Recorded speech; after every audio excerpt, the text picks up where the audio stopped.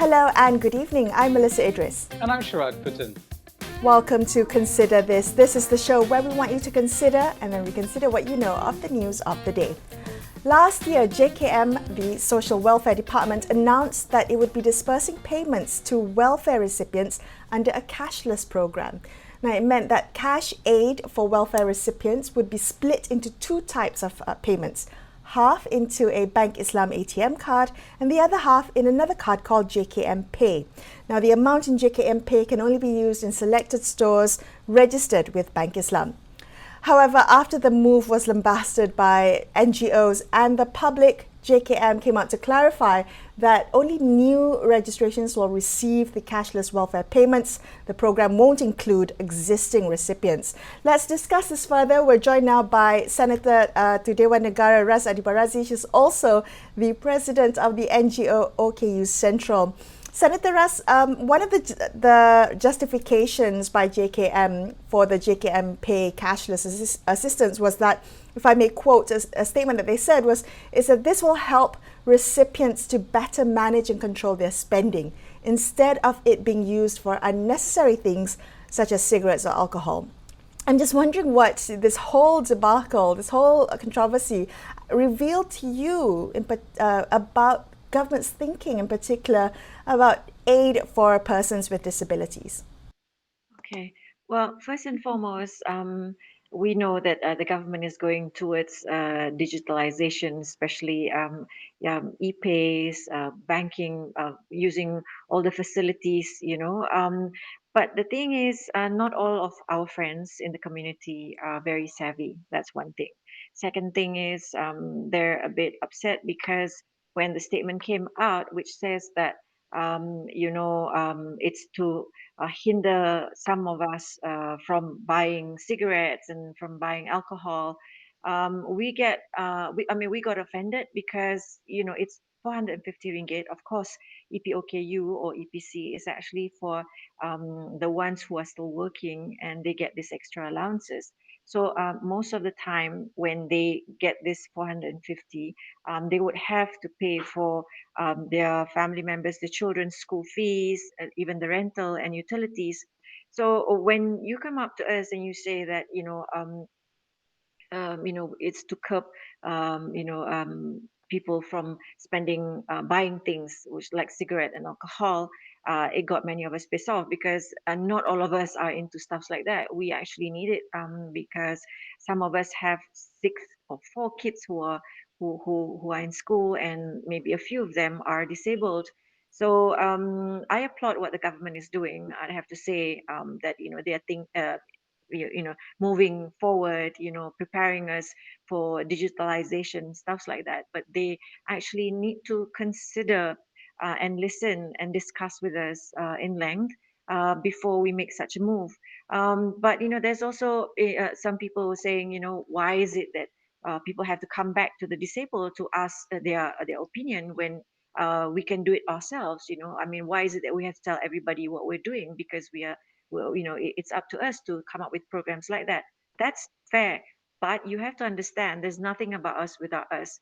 So we took offense when the statement came out that says that it's to to curb some of us from buying cigarettes and alcohol. I mean, Whereas I want to understand there is a lot of paternalism in government and in the bureaucracy. They think they know better for most people. But the question really is, and I wonder if this is correct, that beyond the issue of what people buy or use, is in fact this support sufficient? I mean, never mind what people are paying for. What is it they can't pay for with the amount that actually is given at this point in time? well, it's not enough. Having said that, we're not a welfare country. All this actually we can curb all this problem if people give us jobs. We also have dignity and pride. We don't want to keep asking for assistance and stuff like that. So if you all the government agencies, the NGOs and the corporate companies, the private sectors, give us job opportunities, we wouldn't have to rely on these allowances.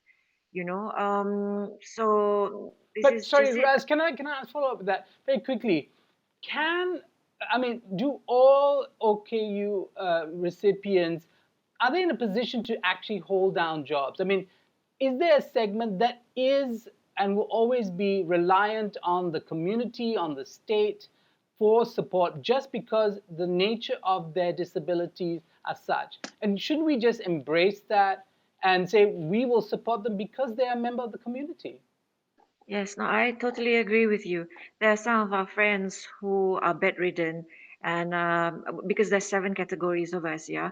There's blind, there's deaf, there's a physical, learning disability, and then we have rare disease, and then we have the pelbagai, which is all kinds of other categories.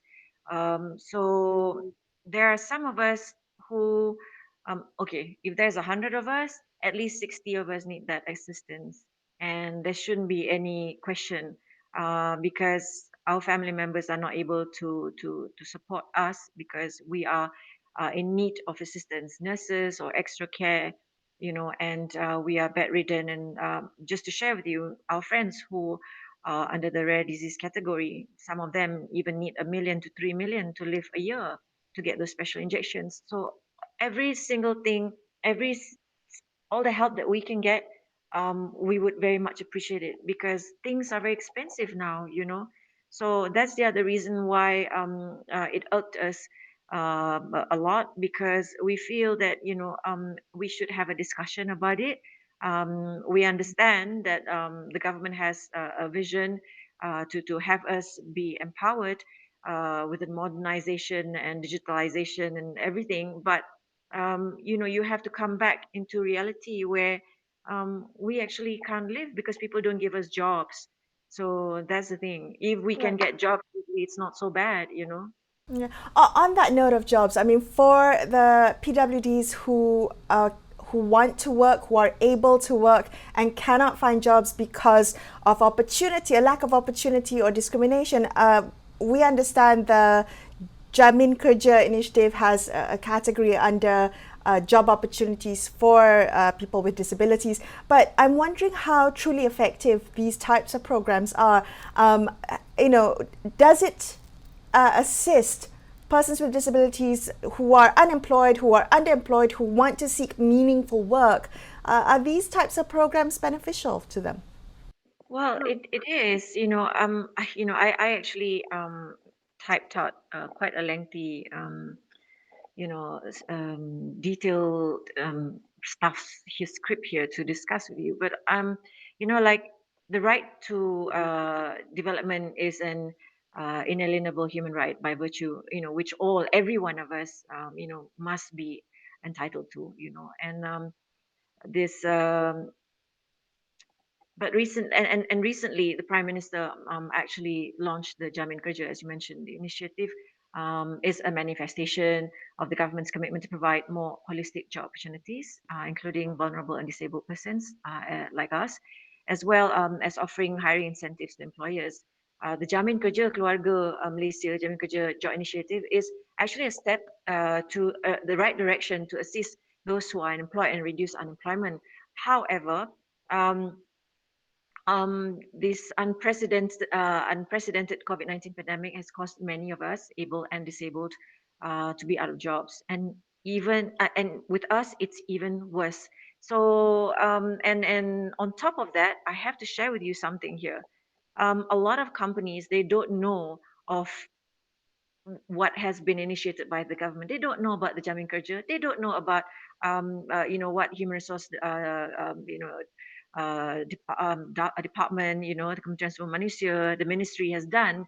They don't know that if they get us to work with them, then they get compensated by the government. They don't know all these things. So actually, one of the problems right here, guys, is the messages are not going across.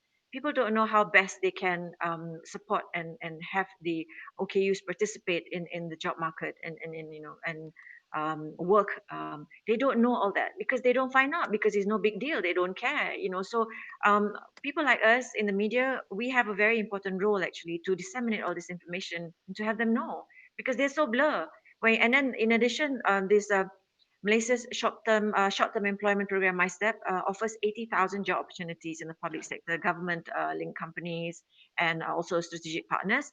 Through budget 2022, the government allocated special quota for us in MyStep program, which was tabled in the Dewan Rakyat, and it's to assist the unemployment among us. But it's back to us being discriminated again right here.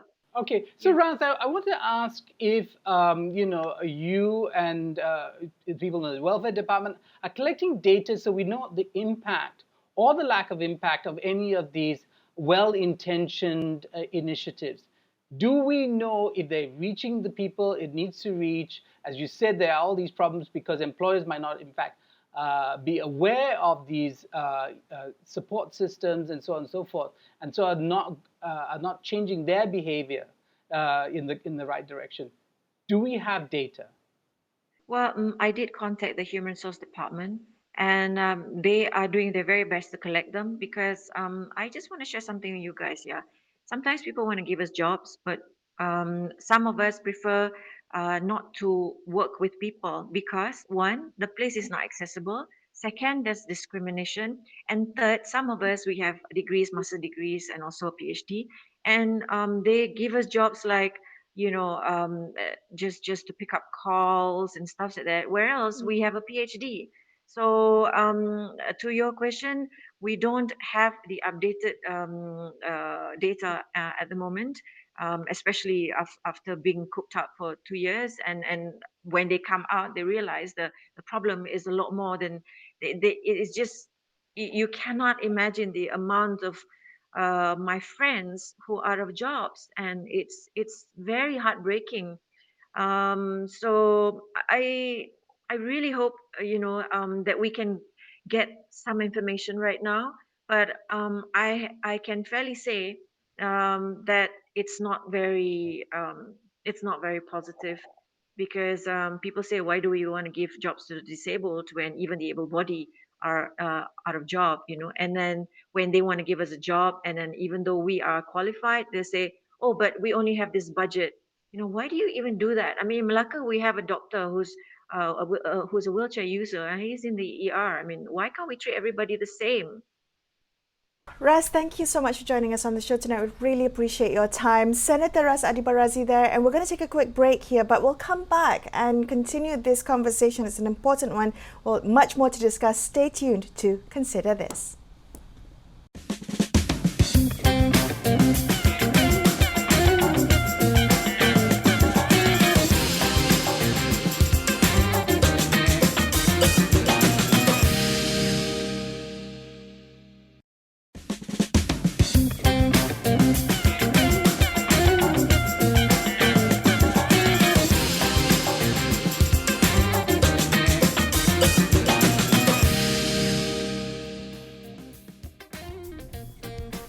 Hi, thanks so much for staying with Shrad and I on Consider This. Our next guest is Faiz Shuhaimi. He's president of the Malaysian Disability Youth Council, also sits on the Executive Council for the Malaysian Youth Council, where he manages development programs for disabled youth and public awareness on disability rights. Faiz, thanks for joining us. I mean, in recent weeks, we've heard on social media several reports of incidences in the workplace, incidences of workplace discrimination against people with disabilities. And that's, I guess, one of just the many reasons why some disabled persons are unemployed or are underemployed. And to begin this conversation, I wanted to ask you, we've seen the launch of many government job opportunity programs like Jamin Kerja, and part of those initiatives, they have a kind of a section for people with disabilities, opportunities for people with disabilities to get into the workplace. I'm wondering if you think those types of programs will actually help in terms of inclusion and in terms of equality for disabled persons in the workplace. All right. First of all, I'd like to express my gratitude and thanks to the Astro AWANI for inviting me and this program. Okay, back to the question that we discussed today about the issue of underemployment. The underemployment for PWDs, people with disability, regardless of they are young PWDs or those already who have above 40 years old already. I mean, some of them are already 40 years old, but still unemployment. So why we have the issue right now at the moment? Of course, we have the initiative by the government. We provide the Jamin Kerjaya previously. We in the budget 2022. We have a program. We have our government have allocated allocation for PWDs under My Step in order to increase the numbers of employment of under people PWDs. Okay, we can see that several initiative has been done by the government, but we need to see either this initiative actually really bring a positive or what you call impactful impact to the community itself. Because we can see that at the moment right now, of course, in our situation, almost everyone is impacted due to the COVID. Almost everyone is affected, including PWDs. So in term of the underemployment or employment issues, we can say that one of the issues or one of the issues of agenda that has been highlighted by the government is the 1% scheme ataupun what we can say that dasar 1% for people with disability. Since dasar 1% adalah has been used to engage to ensure more people with disability being enrolled or being hired by government agency. But after this dasar 1% has been implemented, maybe around 15 years old, 15 years of implementation, there's only around 3 ministries that get the number of employment of PWDs reach around 1% or more than 1%. For example, under the Ministry of KPWKM, we have the Ministry of Kementerian Pertahanan. We have also have the Kementerian Kesihatan. Around three or five ministries that actually reach the number of 1% workers under public sectors. But on the other side of the coin, most of the job offered somehow is more on the not related directly with the qualification of PWDs. We can say that some of the PWDs they have their bachelor, they have the higher academic qualification at the bachelor degrees, or they're supposed to have a position in the decision making roles. But maybe in our some of our industry of some of our sectors or government agencies, maybe they don't prefer to put people with disability on the management team, on the one that make the rules and regulation, on the one that make the policies that somehow hinders the progress of PWDs. So we can say that even the program that has been, we have a lot of job fair starting from last year until now, but most of the job fair or the job that has been offered to the PWDs is somehow is not matched with the those who have the higher academic qualification. That is the first issue. On the Okay. second issue, yes, No, so yes, right. very interesting that you point out this because you're looking at a hiring scheme directed at the PWD community, and then perhaps what comes to the top of the list is okay, they have a disability, we need to find them a job, as opposed to an open market where somebody comes in and they have a master's degree. My question is, when you have a slate of candidates and one of them is, with a disability, does that count against them? Is there kind of overt or even sometimes just implied discrimination against people with disabilities so that even though they are qualified, they don't get to become the top candidates and won't be chosen because of their disabilities? Yes, correct. This is the issue of stigma that still happen in our society, even those who are in this company, even those who would like to hire PWDs, they have a stigma that can this people with disability perform their job like others, that others like other staff who have uh, who did not have any disabilities. That's the first question. And second question is how about the interaction? How does the PWD staff able to engage, interact with other staff, with other co-workers? That's another issues. So what we can say actually, discrimination is real. It still do happen. But what we need to do actually, we need to create a safer and an inclusive workplace by highlighting the skill, the capabilities that have by PWDs. We cannot say just simply say that regardless their physical disability, regardless with their impairment, we could simply say that they are unable to certain job, they are unable to perform certain tasks. That's what the first that we need to educate more. And second, we have the program under Ministry of KPWTM with the collaboration of Kementerian Sumber Manusia, a program that we call as job coach, job coaching. This is a program that provides services, the training services for company or any organization that would like to hire PWDs. In this job coaching session, the company will be exposed on how we can produce a safer and what we can say a supportive environment for PWDs. How we can help PWDs to engage with their colleagues. How we can engage or help PWDs to deliver their tasks, to give a reasonable and suitable task according to their capacities. This is one of the courses, is one of the initiatives that is provided by government. What we need is more because this initiative is provided by government agencies. But somehow maybe we need to, from this private sector, of course, and maybe the NGO also, we need to work in together, providing more awareness, more skill-based placement or place and train for PWDs in certain organization. Right.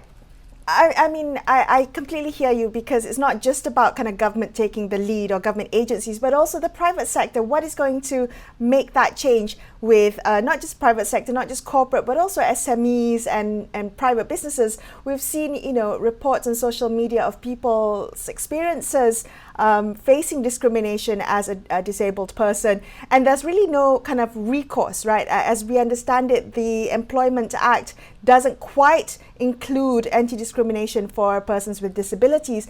I'm just wondering, Faiz, how do we make that change? I mean, what is that needed to push particularly private sector into changing this either explicit or implicit discrimination towards people with disabilities? I do believe that hiring people with disability going to portray a positive image to a lot of organizations. Even we can say on the global trend right now, uh, global companies like Starbucks, for example, they portrays inclusiveness. They portray the theme of inclusiveness by hiring people with disability. Even they have the signing store at Bangsa in our places in Malaysia. One of the examples that show hiring people with disability is somehow is very good for our corporate image, and also it portrays that our organization is care for the people. The word is not just for those who are able bodies, but also for those who are disabled, and those disabled people also have their own capabilities to help to empower the societies. That is one of the message that we should portray to the private companies. This is the first. On the second, we need to educate and empower more.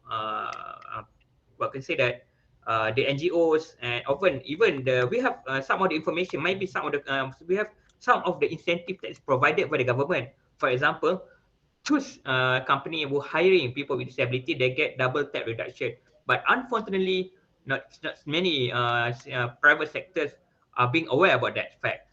And we also another incentive that provided by the government. For example, the cost for renovation. For example, if there are certain companies they hire people with disability, so they need to provide a special toilet, a special equipment for their staff, their PWD staff.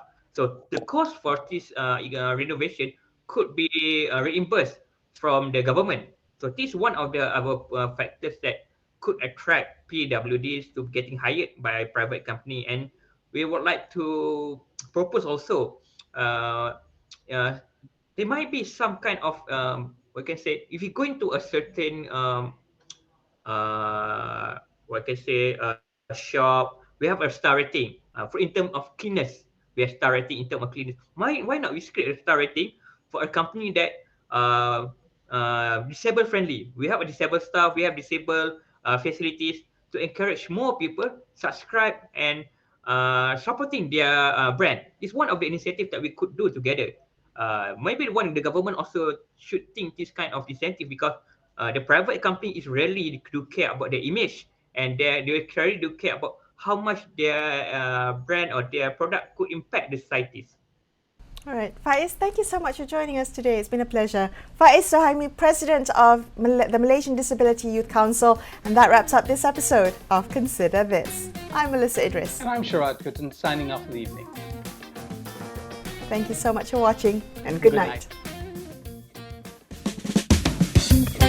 Night.